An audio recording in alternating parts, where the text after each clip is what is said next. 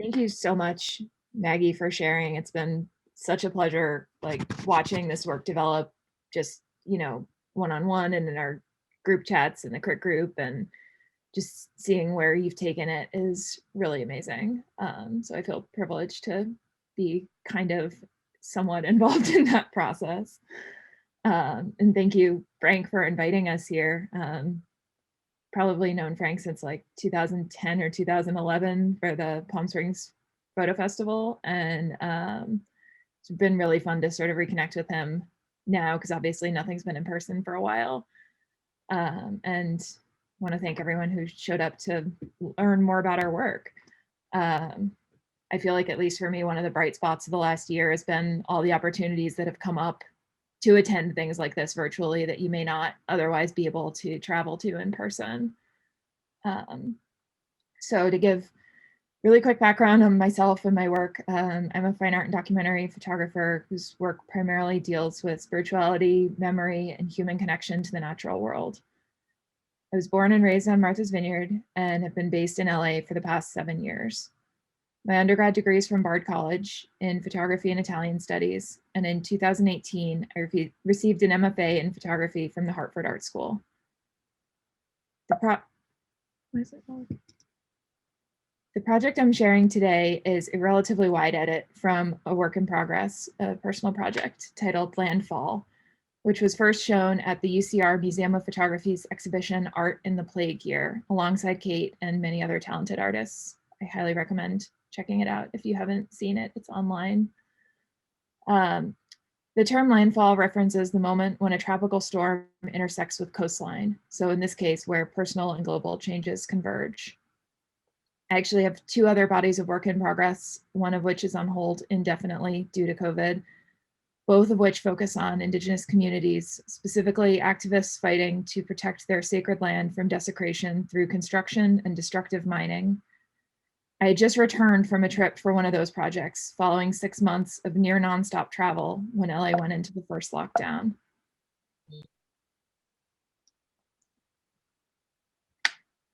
So my work tends to develop organically and intuitively, as opposed to being an execution of a preconceived idea. Landfall in particular is a perfect example of that, since I'd originally considered it as roughly 3 separate segments. There were images I was making in the general Los Angeles area during quarantine, photographs from a month I spent at home on Martha's Vineyard last fall, and images from a 2-week road trip I took this past January through the southwestern states. And it was only more recently that I recognized the same emotional thread throughout all the work and began experimenting with combining the bodies into one. I didn't want to make work overtly about COVID, though of course the collective trauma of the past year would inevitably seep into anything I created. I tend to be more interested in work that's subtle and allows viewers to bring their own experiences and feelings to it instead of dictating to them how they should feel or what they should think. While I was at home last fall, I was quarantining in my grandmother's home following her passing over the summer.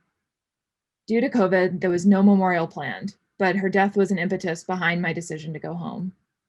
I made sure I could quarantine in her empty house, which is down a 3-mile dirt road and surrounded by water on 3 sides. I grew up there, and now that she's gone, it's somewhat uncertain whether and for how long we might keep the house and the family. I left the property fewer than 10 times in the entire month. Though I was working from there, it was the first moment of relaxation I'd had in recent memory. I'd left a California that was choking under a vast blanket of wildfire smoke and record-breaking heat waves. Suddenly, I was able to breathe, wander outdoors, and see a few friends and relatives at a distance. Being there felt like home, of course, but simultaneously profoundly different.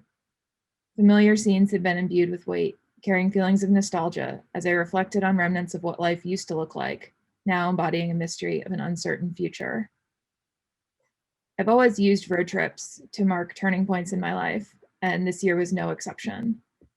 As the country transitioned from one administration to another, I hit the road for 2 weeks surrounding the inauguration to take the emotional temperature of the Southwest. I take all possible safety precautions on these trips, from sleeping in the car whenever I can, to bringing nearly all my food with me from home. In the end, it's always been worth it for the sanity that a change of scenery can bring. I had no expectations before the trip. How could I possibly guess what other places would look like at that point, 9 months into a pandemic? It was the second time I left California since the first lockdown, though I've done multiple cross-country road trips in years past, as well as many others that circled through other routes. I've always found driving to be very meditative, particularly in remote areas, and this trip was no different. The time and space allow me to get away from the noise and obligations of the city and just focus on what I'm feeling and seeing. Found much of what I saw to be worn down, seemingly exhausted, as though the tumult and stress of the last year was just too much to handle. For me, the overarching theme of the last year has been solitude.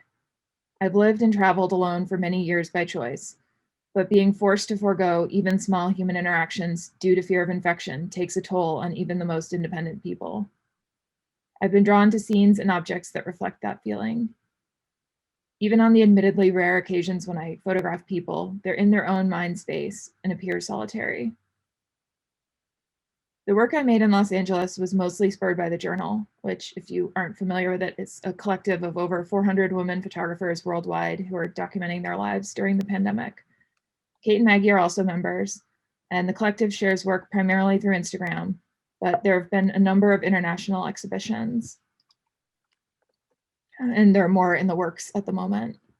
And this project sort of created a new community while we were all isolated. And through it, I've made creative connections with friends in Central America, South America, Europe, and beyond. So going forward, now that the vaccine is more widely available, I'm looking forward to planning upcoming options for travel to continue exploring and developing the body of work. And I'm very excited to see how it develops. Thank you for letting me share it. Molly, I didn't want to interrupt you. So like these beautiful moments that you capture, I mean, and a number of us love the shot with the door, and the chair behind the screen door and the chair behind it. You love that image. So you're on this journey, and I have to say the way you speak about it is like you really take us with you. Thanks. You really do put us in that place that you feel what you're feeling, which is really a very very rare thing to be able to do. That we yeah, keep on flipping through them again. You know, that's Maggie, by the way. Oh, is that right? Yeah. There you go. In Malibu, when we were trying to escape wildfire smoke, and even out there, it was smoky. No, everyone is just Sorry, I interrupted you, Frank. yeah. So where do you go, Molly? Like does this end, or is this just one of those pieces of a career that signifies? And that's the interesting thing. It doesn't signify COVID at all, right? I mean, it signifies this beautiful journey that you're on, right? And reflecting on. Yeah. I mean, I think, like I was saying, like my bodies of work develop organically, and I usually just sort of know when they're over when the work shifts.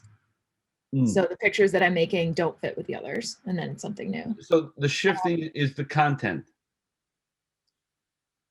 Shift could be content, shift could be aesthetics and form, shift could be like emotional quality. I think there's different ways that it has manifested over the years. But yeah, usually I just know. I know that's probably an unsatisfactory answer, but No, you it's in know, your heart, it's in your soul, right? You don't yeah, know. and I mean, even things like this, my grandmother's ashes on the mantle after my uncle brought them up from New Jersey, and you know, some flowers on the left are real, the flowers on the right are fake. And Dad, do you know whose throwing knife that is? Because I don't know. Uh, Uh, that's mine, but I haven't thrown it yet. okay, can I be there? Stay away from Mr. Peter. You can. I might let you throw it first. Okay. As long as no one catches it. So yeah, I mean, it could be like these everyday moments of, I was making chicken soup because I knew that I would have limited opportunities to go into town, and my dad had been generous enough to put groceries in the fridge when I got there, so I didn't have to shop and endanger people, myself or others. So I was trying to focus on things that would be fairly simple to make and would last a while. So Um, a shot like this, like you're doing that, right? Like, you know, you're cutting the onion. Is it all of a sudden the way the light is streaming in, or is it a moment in your mind and in your heart that this is sort of a really nice quiet moment that I'm having making chicken soup? Like what drives like in particular an image like this for you? I mean, the light's what catches my eye, no question. But I definitely make sort of mundane everyday images. Not mundane images, but images of the mundane.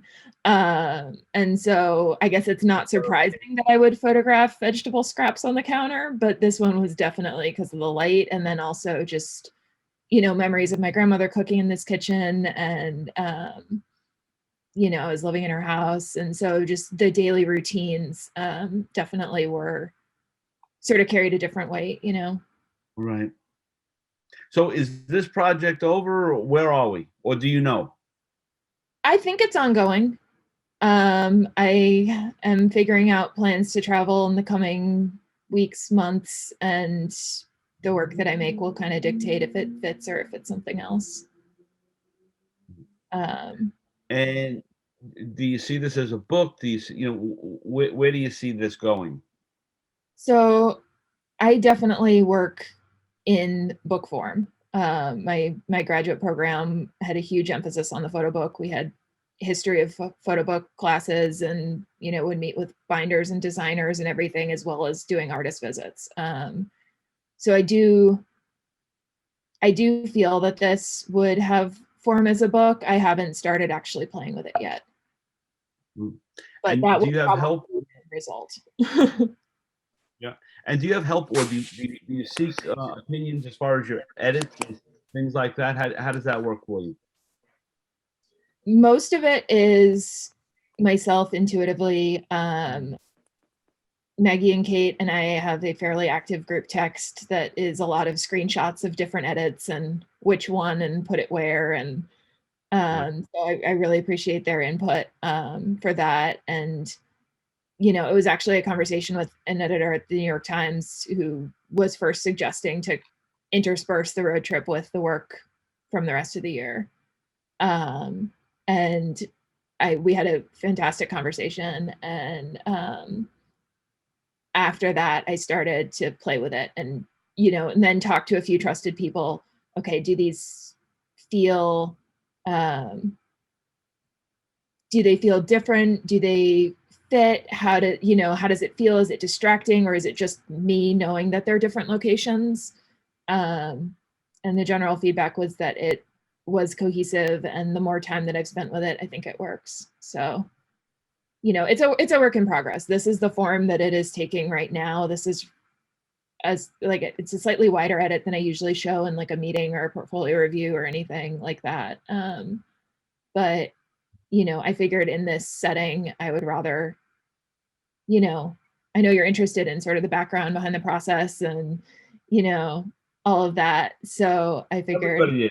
why not show a little bit more? It's a gift to us. I think also, I mean, there's always callbacks and themes. I've made work on the island my entire life.